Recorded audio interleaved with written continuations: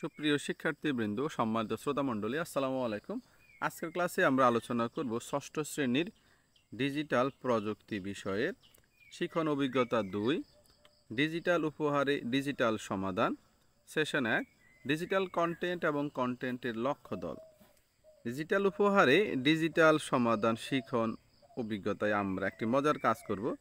আমরা আমাদের কাছের মানুষের জন্য একটি ডিজিটাল উপহার বানাবো। উপহারটি এমন হতে হবে যা কাজে লাগিয়ে তাদের কোনো উপকার হবে। এই জন্য উপহারটি যার জন্য বানাচ্ছি তিনি উপহারটি ব্যবহার করতে পারবেন কিনা তা উপহার বানানোর পরিকল্পনা করার আগেই জেনে নেওয়া প্রয়োজন। একটি উপহার বানানোর আগে যিনি উপহারটি ব্যবহার করবেন তাকে বুঝতে পারা খুব জরুরি। এই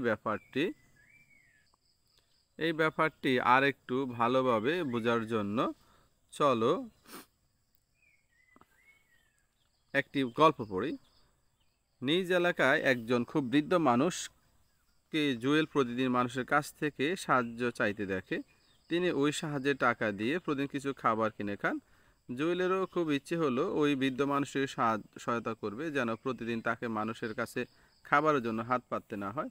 জুয়েল তথ্যের বিভিন্ন উৎস ঘাঁটলো এবং সঠিক উৎস থেকে দেখলো যে জুয়েলের এলাকায় পাশে একটা সহায়তা কেন্দ্র আছে, সেখানে এই রকম বৃদ্ধ মানুষের সহায়তা করা হয়। জুয়েল ওই সহায়তা কেন্দ্রের ওয়েবসাইটে গেল এবং সেখান থেকে তাদের সাথে যোগাযোগের ঠিকানা সংগ্রহ করলো এবং তা প্রিন্ট করে বৃদ্ধ মানুষটির হাতে আসলো। পরদিন জুয়েল দেখলো বৃদ্ধ মানুষটি আবার মানুষের কাছে সাহায্য চাইছে। এবার জুয়েল মানুষের কাছে গেল এবং জিজ্ঞেস করলো তিনি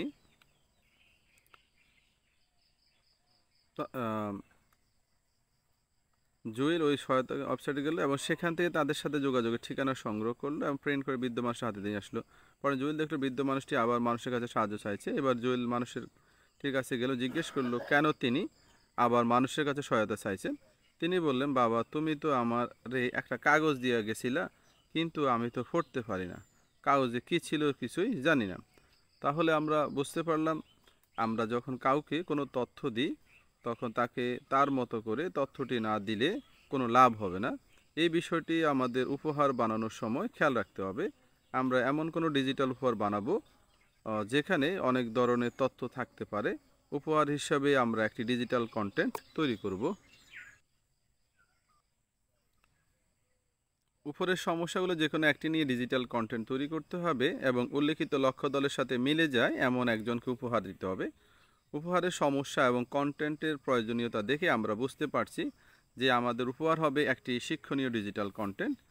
এখন আমরা শিক্ষকের সহায়তায় দলে ভাগ হয়ে যাব এবং আমরা কী ধরনের কন্টেন্ট বানাতে চাই তা নিজের দলের সদস্যদের সাথে আলোচনা করব এবং নিচের ঘরে সবার চিন্তা বা আইডিয়াগুলো যুক্ত করব।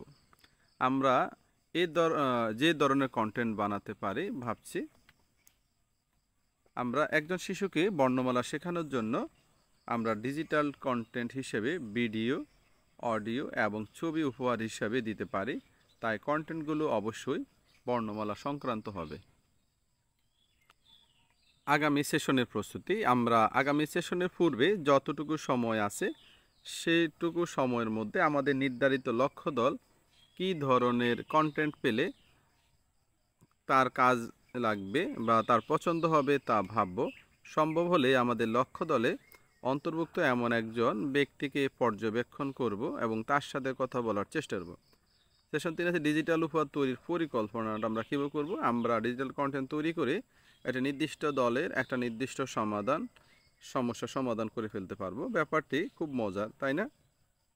এমন হতে পারে আমরা যদি একটা সুন্দর কোনো কন্টেন্ট তৈরি করে ফেলতে পারি, আমাদের কন্টেন্টগুলো ভবিষ্যতে অনেকের উপকার আসবে। আমাদের সমস্যা ও লক্ষ্য দল ঠিক হয়ে গেছে। এবার আমরা কী ধরনের ডিজিটাল কন্টেন্ট বানাতে চাই তা ঠিক করব। দলে বসে পুরো পরিকল্পনাটা সাজাবো। ডিজিটাল কন্টেন্ট তৈরি করতে অনেক বেশি কিছু সময় প্রয়োজন হবে না। অনেক সাধারণ কিছু চিন্তা কাজে লাগিয়েও আমরা অসাধারণ কিছু তৈরি করে ফেলতে পারি। আমাদের চিন্তার পরিসর অনেক বড়। নিজেদের যা ডিভাইস মানে পিসার, ফোন বা স্মার্টফোন বা ক্যামেরা, কম্পিউটার, অডিও রেকর্ডার আছে তা দিয়ে অনেক সুন্দর কিছু বানানো যেতে পারে। আমরা লক্ষ্য রাখবো এই কাজ করার জন্য আমরা বাড়তি কিছু কিনব না।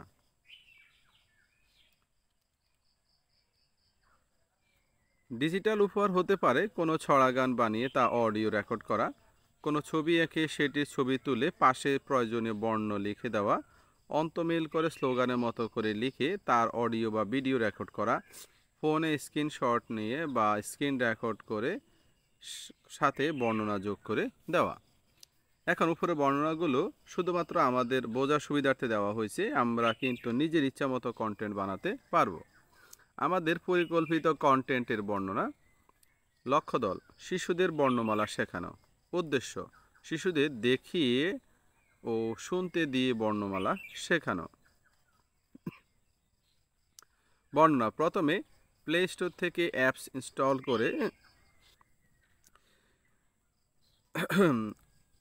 ইনস্টল করে স্লাইড বসিয়ে অডিও সাউন্ড অ্যাড করে বর্ণমালা সংক্রান্ত ভিডিও তৈরি করে শিশুদের শেখাবো। দলে কাজ করার সময় আমি যে নির্দিষ্ট দায়িত্ব পালন করব, দলে কাজ করার সময় আমি প্লে স্টোর থেকে সফটওয়্যার ইনস্টল করেছি ও স্লাইড তৈরি করতে সাহায্য করেছি। দলের সদস্যদের কাজে সাহায্য করি, স্ক্রিন রেকর্ডারে এবং অডিও রেকর্ডে সাহায্য করেছি। ডিজিটাল উপহার তৈরি। আজকের সেশনে আমরা শুধুমাত্র উপহার তৈরি করব। শিক্ষকের সাহায্য নিয়ে আমরা শ্রেণীকক্ষে, কম্পিউটার ল্যাবে, বিদ্যালয় মাঠে কাজগুলো করতে পারি। একটা দলীয়ভাবে কাজ করব, কম্পিউটারে কীভাবে কাজ করতে হয়, কেউ ছবি উঠাবে, এক একজন এক একভাবে সাহায্য করে আমাদের কাজগুলো সম্পাদন করবে। এবার সেশন 5, উপহার চূড়ান্ত। আজকে সেশনে আমরা কে কী উপহার বানালাম তা শ্রেণীকক্ষে উপস্থাপন করব এবং অন্য দল উপহারগুলো আমাদের কেমন লাগলো তা মূল্যায়ন করব। সহপাঠী দলের নাম যেমন কদম, কেয়া, জুই, পদ্মা, মেঘনা। দলে যে কাজটি আমার ভালো লেগেছে, যেমন কদম দলে গণনা শেখানোর যে কন্টেন্ট সেটা আমার ভালো লেগেছে। কেয়া দলের ছড়ার কন্টেন্ট ভালো লেগেছে। জুই দলের উপস্থাপন কৌশল ভালো লাগে। পদ্মা দলের বানান শেখানোর কৌশল ভালো লাগে। মেঘনা দলের ইংরেজি বর্ণমালার কন্টেন্ট আমার ভালো লাগে। আমাদের উপস্থাপন শেষ হলে শিক্ষকের সহায়তায় আমরা আমাদের লক্ষ্য দলকে উপহারটি পৌঁছে দিব ইমেল বা পেনড্রাইভের মাধ্যমে।